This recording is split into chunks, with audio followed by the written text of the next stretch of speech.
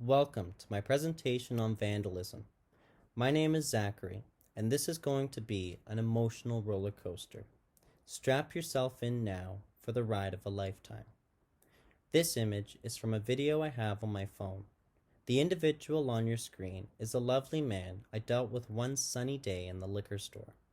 My job gives me the opportunity to meet so many lovely individuals, like this guy, who thought that after speaking to me, I was in need of some detailing work to the roof of my convertible.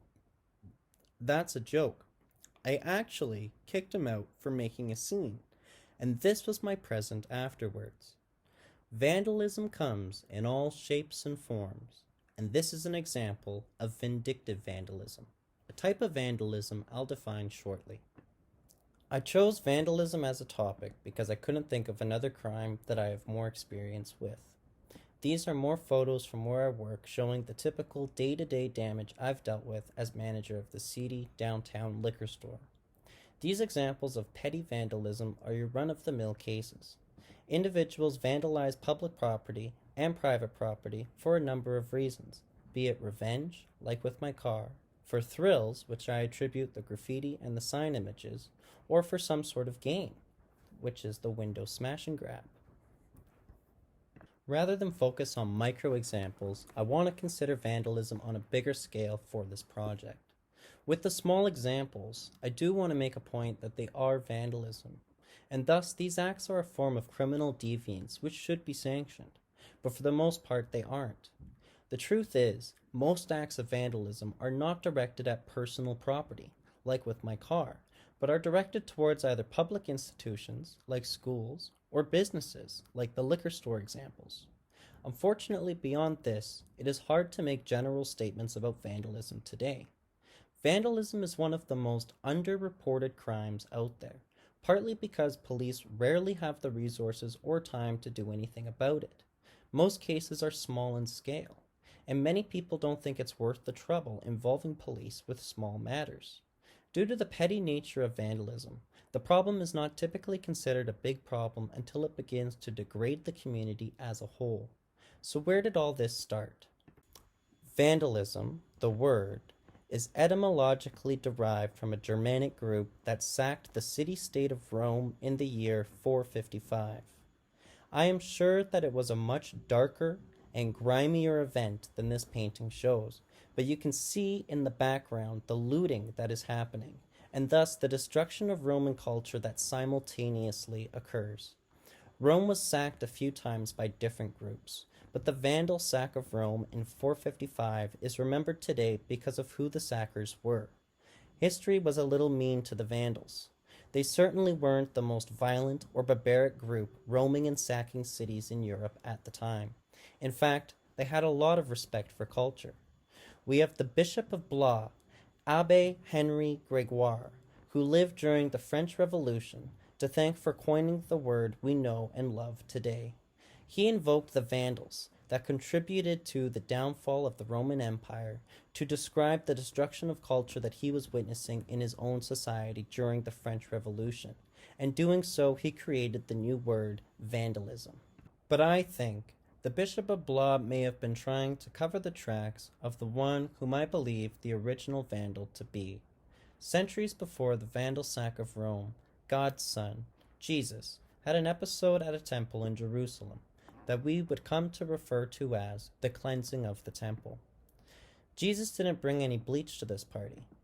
Instead, he was pissed. You see, temples had long been a center of commerce in the Middle East, a place where people would barter and trade, and where people did their banking. The temples were secure places for these transactions.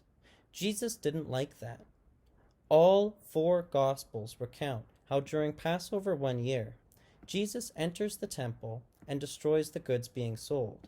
He overthrows the tables of the money changers, and he dispels the so-called thieves within his Father's house. All four Gospels also have Jesus being murdered within days of this event. Maybe he pissed some people off in the temple. Appearing on the screen now are competing definitions of vandalism that I took from the book The Psychology of Vandalism by Arnold Goldstein. This book attempts to explain vandalistic behaviors from many psychological perspectives, but it must first tackle the fact that to this day we have a poor base of understanding on what vandalism is. I attribute this mishmash of definitions to the fact that vandalism as a crime is only a crime when the victim considers themselves victimized. That subjectiveness creates the issue in figuring out what vandalism is, when it occurs, and when it should be considered criminal or deviant. For example, if I purposefully break something that was already 90% broken, am I a vandal? And to what degree should I be considered responsible for the damage? We don't have a great way of answering that question today. The psychology of vandalism also includes a summary of prior work done by John Martin, who invented a tripart typology to explain vandalism in 3 different ways, all explained through the motivations of the vandal. The first is predatory vandalism, where the vandal's motivation is material gains. The smashed out window at my liquor store is an example of this, because they broke the window to steal a bottle. The second is vindictive vandalism, whose goal is to express animosity and anger towards either an individual or a group. From my previous examples, my car having the rock thrown at it is an example of this targeted type of vandalism. The third type of vandalism is wanton vandalism. This type has no known motivation on the part of the deviant, and damage from this variety of vandalism could be accidental or on purpose. This type includes those who vandalize things for fun, and I'll compare the example I previously showed of the sign being pulled out of the ground to show this. Moving on from the boring stuff to the fun stuff, we have here a painting that was, you guessed it, vandalized. I'm quite proud of the fact that I was in London at the Tate Modern Gallery just 2 weeks before this Picasso painting was punched and thrown off the wall, the photo on the left being my own image. This Picasso painting was worth a measly $37 million at the time it was wrecked by a 20-year-old who was likely suffering from mental health issues. While I would classify many examples of art vandalism as a mixture between predatory and vindictive types of vandalism, this example is definitely wanton, as the perp never expressed a motivation. He served an 18-month prison sentence for this act of art vandalism. According to a British survey of art galleries, there's 3 factors that can contribute to art vandalism. The first is the art itself, which could be of a nature that elicits a powerful response. Maybe this is political, maybe it's due to modesty and cultural norms, maybe even religious zealotry, but it could be any type of powerful response that drives an individual to destroy what's bugging them. This painting of Ivan the Terrible has been vandalized multiple times because some people disagree with what it shows and its political implications. The second factor is the vandal's unstable mind, someone who is susceptible to feelings of envy or grudge and attacks art to receive attention. This description fits the man who slashed Night Watch by Rembrandt, who did it as a cry for help. The third factor is an unhealthy relationship between a would-be vandal and a piece of art, where the mentally unstable vandal obsesses over the work, and in order to break the artwork's grip on this person's conscience, they attempt to destroy it. Nowhere close to all examples of art vandalism fit these molds, and in 2022 there was a spate of art vandalism incidents that were actually attempts at forwarding climate change protests. I have 2 examples here. One is Da Vinci's Mona Lisa, the other Van Gogh's Sunflowers. Both of them were attacked by young climate protesters this summer. I would describe these cases as predatory vandalism. They are using vandalism to get what they want, the media's attention, similar to the guy who breaks the window at the liquor store to get a free bottle. For the next few examples, I want to highlight vandalism not only as a crime, but as a tool. One that has been used since Jesus did it in the temple to achieve a goal of intimidating another person or a group. This would be the goal of what I previously described as vindictive vandalism. The first example I'm highlighting of vindictive vandalism is from Tulsa, Oklahoma, and occurred between May 31st and June 1st, 1921. This event lives on today as the Tulsa Race Massacre, and it's a prime example of a race riot, something that many big cities across the US saw in the early 20th century. The image across the screen is of Tulsa before the riot. Tulsa at this time was highly segregated. Black people could not own homes or businesses in any of the white neighborhoods. The segregated area of Tulsa, known as Greenwood, was extremely successful at supporting itself. The area became known as Black Wall Street, as at the time it was one of the only places in America where it was common to see successful black-owned businesses. As shown in this photo, Little Africa is a racist name for the neighborhood officially named Greenwood, but was much better known as Black Wall Street. Within 35 segregated blocks existed 191 black-owned businesses, which included doctors and lawyers, a library, 2 schools, and a hospital. The successes of these businesses created a lot of fear, jealousy, and anger among the white business owners. The riot started after some false accusations were laid on a black man, and a lynching party formed to kill him. Black people resisted this mob action, and the mob instead targeted the whole neighborhood. During the course of this riot, all 35 blocks in Greenwood would be burnt to the ground, including all the businesses I mentioned, and also 1,256 houses. I included this photo because of the caption. Both captions on the last 2 photos should show how the community in Tulsa was definitely divided along racial lines. It's a sickening thing to look at, especially this second photo. The person taking the photo here and writing this caption doesn't see the people suffering on the road, who are likely fleeing from a mob that wants to kill them. Instead, he sees this riot as a means to an end. Greenwood was left burnt to the ground after the riot. I believe that if Greenwood was less successful than it was, the rioters would not have destroyed it so methodically.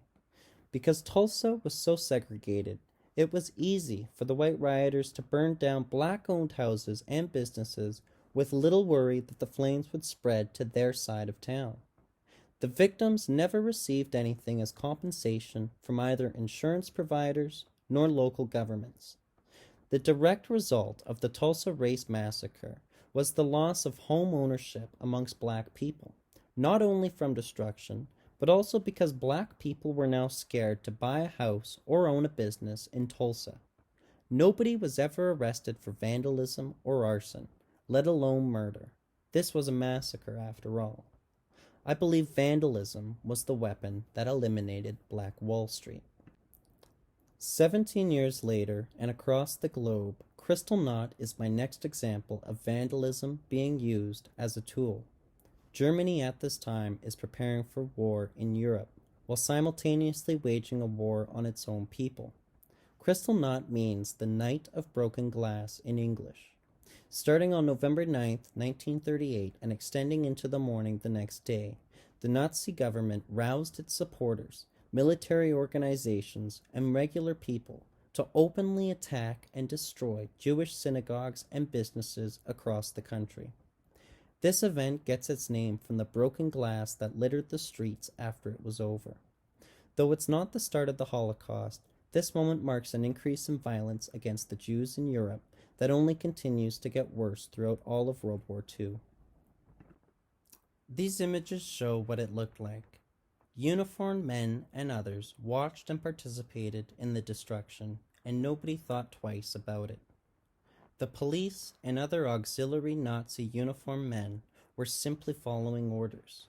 Orders that told them not to stop anyone from destroying Jewish property, and that they can't burn down a synagogue if it's likely the fire could spread to an Aryan building.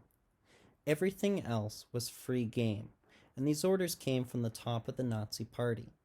Obviously, the whole following orders thing is no excuse for this event, nor does it excuse German civilians who were very active in this riot. In German society, anger towards Jewish people was extreme. It was definitely fueled by the Nazi government's hateful rhetoric and policies, but also by the general anti Semitism of the day, which held that Jewish people controlled all aspects of wealth and the economy. If Judaism as a religion was bad, then why not just destroy all the synagogues? People en masse participated in this destruction because they believed the anti Semitic narratives they were surrounded with. They destroyed shops, looted inventories, intimidated and assaulted Jews who were protesting the mob, and much more on this terrible night. It was more than just following orders. They used vandalism to achieve a goal that people thought was justified. To summarize my final two examples, I made this little flowchart that compares both events. Both events have different aftermaths. However, if we look just through an economics perspective, both events actually had very similar outcomes. I identify racism and also jealousy to be drivers for both events. These lead ultimately to the systemic collapse of the successes faced by both minority groups when the majority group decided to move in and physically wreck it all. I hope it is clear from this what I've been trying to show, that vandalism is not only a crime, but can be a dangerous weapon, an effective tool, and a means to an end, especially if that goal is to drive out a minority. We have these gross examples that show just how depraved we as a society can be towards one another. And let it be known that the course of action to achieve these depraved goals need not be violence, just an excited mob with a torch and an authority that's willing to look the other way. I hope you've enjoyed my presentation on vandalism. You're free to take your seatbelts off. This is the end of our emotional roller coaster together. The resources that I used for this are going to appear on the next slide. Cheers.